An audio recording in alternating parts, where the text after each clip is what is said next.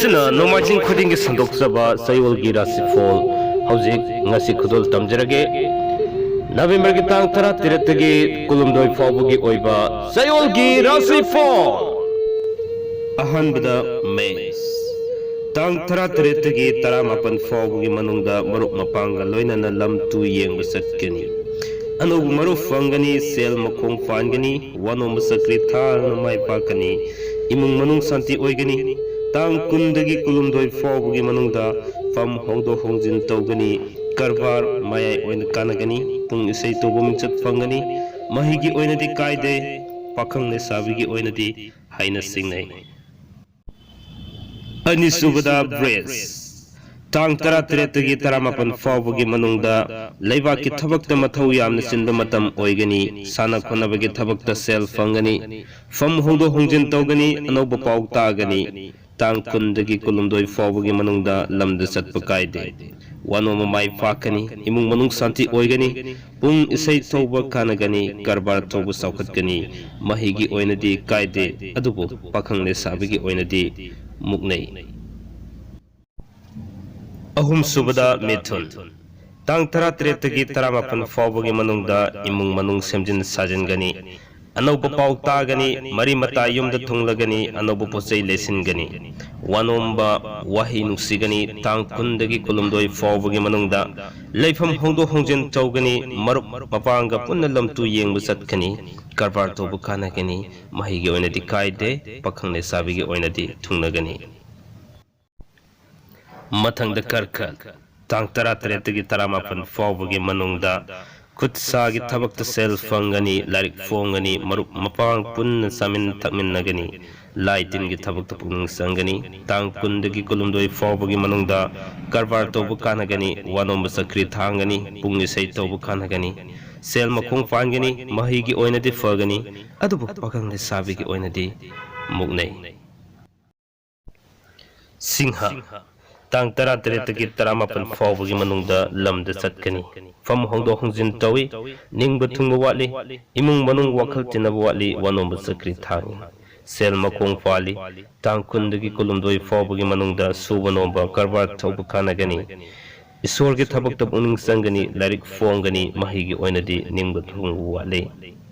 pakhang de sabigi oinadi haina singnai miyeng tabiyo PK channel pothaminasi khaminasi ki nomazing nome khudingi sandok sariba sayol girasi phone loina na PK channel nasi ki oiba toman ba PK serial singda tangkak naina sandok saba jumalo lamjing PK top 10 PK gi pakum loina na matam gi oiba khudak ki pauk singba only on PK channel. Welcome back. Adon miying tabiri basi pothaminasi community gi sayol gi obrasi fall hojik makha sathajarage kanya tang 13 gi 18 fawbugi manungda lamda sadi anu maruk unai sel makong fali ningbaga thabakka manaroi anu maruk fangi tang kundagi kulumdoi fawbugi manungda subanomba karbar thobu kanagani imung manung semgat sagatpa tawgani wanomba sakri thangi mahigi oinadi ningba thungba wali pakang le sabigi oinadi muknai mathangda tulla tang 13 gi 18 fawbugi manungda mingonda laikiba sel thum lan fangani wakhal nungaigani anubu maruk fangani lamda satpa kaide fam hongdo hongjin tawgani wanomba sakri thang namai pakani tang kundagi kulumdoi fawbugi manungda karbar tawba saukhatgani pung isai tawba mingchat fangani sana khonabagi thabakta sel fangani mahigi oinadi akaiba leite pakhang le sabigi oinadi haina singnai tang 13 gi 18 fawbugi manungda sel kok ngaugani mari mata yumda tunglagani fam hongi imung manung wakhal tinabu wali wanom sakri thangi darik fongi pung isai tawba kanai tang kundagi kulumdoi fawbugi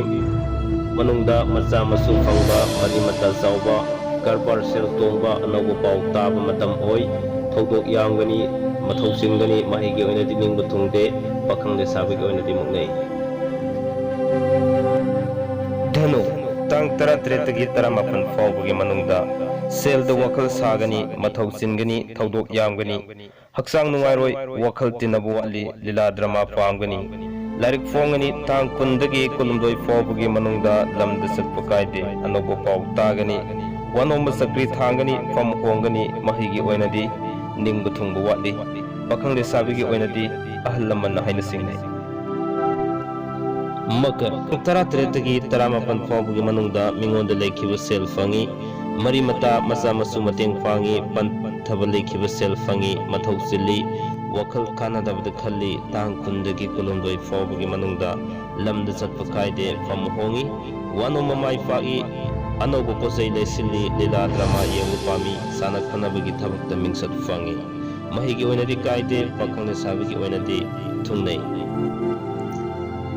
Kumbha तांग तरा तरेतगी तरा मापन फाउबगी मनुंगदा अनोब पाउ ताय वखल नुंगाई cell मखोंग पाली कारबार सौकली वानोम वही फजै मरी मता सावी अनोब मरु fungi तांग कुंदगी कुलुमदोय फाउबगी मनुंगदा लमद चटप कायदे फम काय लीला ड्रामा येंगबा पामी तुंगी थबकी प्लान तवी मरुप यामगनी पुंग इसै चौबो मिंचत फंगी मही फजन चली पखंग लेसाबिगी ओइनदी थुंगनै अरोइबदा मियाम खुरांग नंगाइबिरिबा राशि सिंगी मनुंगदा मिन्ना तांग तरा तरेतगी तरा मापन फाउबगी मनुंगदा मरी मता युमदा लाक्तुना सामिन थमिन्नगनी वखल नुंगाइगनी वानो ममाई फाकनी कारबार सेल तोंगनी फम कागनी तांग कुंदगी कुलुमदोय फाउबगी मनुंगदा लारिक इबा फोंगबा तौगनी जगोय इसै तौबा मिंचत फंगी सेल दे मखोंग पाली